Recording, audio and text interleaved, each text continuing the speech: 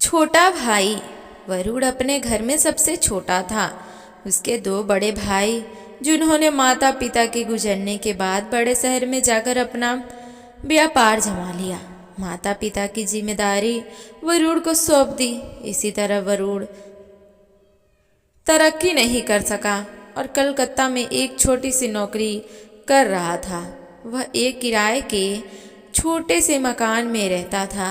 एक दिन वरुण को अपने बड़े भाई अमरनाथ का फोन आया। अमरनाथ, वरुण कैसे हो? वरुण, जी भैया अच्छा हूँ, आप बताइए।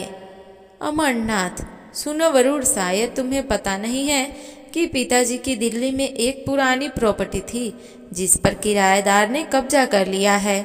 हम उस प्रॉपर्टी को बेचकर चाह रहे हैं कि मैं चाहता हूँ कि तुम वहाँ जाकर रहो और उसे अपने कब्जे में ले लो। इससे हम तीनों भाई को फायदा होगा। वरुण, लेकिन भैया मेरी नौकरी। अमरनाथ, अरे भाई, दिल्ली में तो तुम्हें इससे भी अच्छी नौकरी मिल जाएगी, जाओ वहाँ। वरुण अपने दोनों भाई अमरनाथ और श्याम का बहुत आदर करता था। वह उनके कहने पर अपनी पत्नी को लेकर दिल्ली तो पहुंच गया। वह किसी तरह लड़ झगड़ कर किराएदार को निकाल देता है और खुद रहने लगता है। कुछ ही दिनों में उसे नौकरी भी मिल जाती है।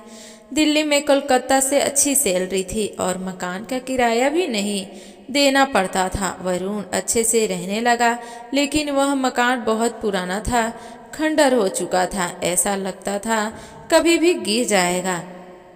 कुछ दिन बाद वरुण को उसके भाई श्याम का फोन आया। श्याम, छोटे कहाँ है तू? वरुण, भैया मैं मज़े में हूँ, दिल्ली में अच्छी नौकरी मिल गई है, सब अच्छे से निकल रहा है। श्याम, चल अच्छा है। हाँ, एक बात तुझे बतानी है, हम दोनों भाइयों ने दो अलग अलग मकान कलकत्ता में खरीद लिए हैं। अब हम यहीं रहेंगे, यहीं रहकर कारोबार करेंगे। वरुण, यह तो बहुत अच्छी खबर दी आपने भैया, मैं तो कब से चाहता था कि आप दोनों वापस आ जाओ।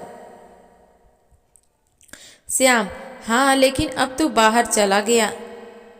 वरुण, कोई बात नहीं भैया, हम कम से कम कोई तो है जो अपने शहर में रह रहा है। जब अमरनाथ को इस बात का पता लगा कि उनका भाई वरुण मकान में मज़े से रह रहा है, तो उन्होंने श्याम से बात की और दोनों मकान को बेचने के पैसे बनाने की तरकीब सोचने लगे। वरुण इन सब से बेखबर मज़े में रह रहा था, लेकिन उनकी यह खुशी ज़्यादा दिन टिक नहीं पाई। एक दिन मकान का कुछ हिस्सा गिर गया, जिसे मरम्मत कराने के लिए वरुण के पास पैसे नहीं थे। अमरनाथ और श्याम को जब पता चला कि दोनों दिल्ली पहुंच गए। अमरनाथ, वरुण, यहाँ रहना खतरे से खाली नहीं है, मैं बात करता हूँ, हम इसे बेच देते हैं। इससे तो तेरे हिस्से में पैसे आएंगे, उनसे कोलकाता में मकान खरीद लेना। वरुण तैयार हो गया। वैसे यह कलकत्ता में अपने भाई के साथ रहना चाहता था। अमरनाथ और श्याम प्रॉपर्टी बेचने के लिए दलालों से बात करने लगे। वरुण इन सब से बेखबर अपनी नौकरी करता रहा। वैसे तो तीनों भाई में बहुत प्यार था, लेकिन वरुण बहुत ही सीधा था। इधर उनके दोनों भाई पैसे के मामले में बहुत चालाक थे। एक दिन उस मकान का सौदा हो गया। वरुण ने भी कागज साइन कर दिया। तीनों प्रॉपर्टी बेचकर कोलकाता पहुंच गए। जहां पहुंचकर वरुण ने वही पुराना मकान जो पहले किराए पर था ले लिया। 2 दिन बाद दोनों भैया ने वरुण को बुलाया और कहा, अमरनाथ, ये ले वरुण अपने हिस्से के पैसे। यह कहकर अमरनाथ उसे 5 लाख रुपए पकड़ा देता है। वरुण, भैया ये क्या है?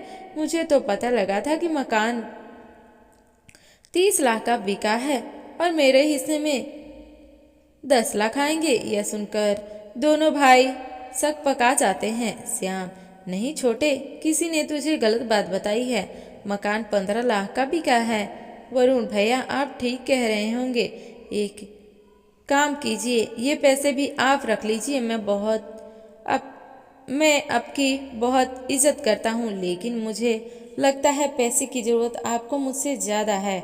यह कहकर वरुण पैसे छोड़कर वापस घर आ जाता है। उसे विश्वास नहीं हो रहा था कि उसने दोनों भाई उसके साथ इतना बड़ा धोखा कर सकते हैं। इधर अमरनाथ की पत्नी जानकी जी ने वरुण के जाने के बाद दोनों को आड़े हाथों लिया। जानकी जी, आप लोगों को शर्म आनी चाहिए। अगर उस समय सास ससुर जी की जिम्मेदारी वरुण ने ना उठाई होती तो आप ये लाखों रुपए कमा पाते, वो भी अपने माता पिता को छोड़कर। पैसे जमाने जा सकता है, आज आप उसका हिस्सा मार रहे हैं। आपकी पत्नी की बात सुनकर अमरनाथ को बहुत पछतावा होता है। जानकी जी, वो बेचारा आप दोनों का इतना आदर करता है कि चुपचाप चला गया, और कोई भाई होता तो आपको कचहरी में घसीटता। इधर श्याम भैया, गलती तो हमसे हो गई। वो बेचारा किराए के मकान में रह रहा है और हमारे पास दो दो बड़े बंगले हैं।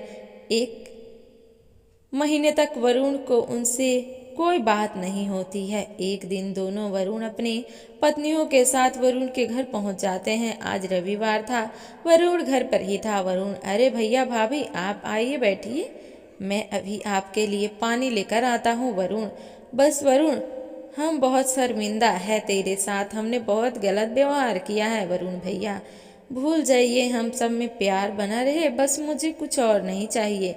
श्याम, ये ले वरुण, अपने मकान के कागज, हमने पूरे पैसे से तेरे लिए मकान खरीद लिया है, पूरे 30 लाख का। वरुण की आंखों में आंसू बहने लगे। उसे देखकर अमरनाथ की आंखों भी नम हो गई और श्याम की आंखें भी नम हो गई। वे उसी दिन वरुण का सामान नए घर में पहुंचा आए और उनकी नौकरी छुड़वाकर उसे अपने व्यापार में शामिल कर लिया।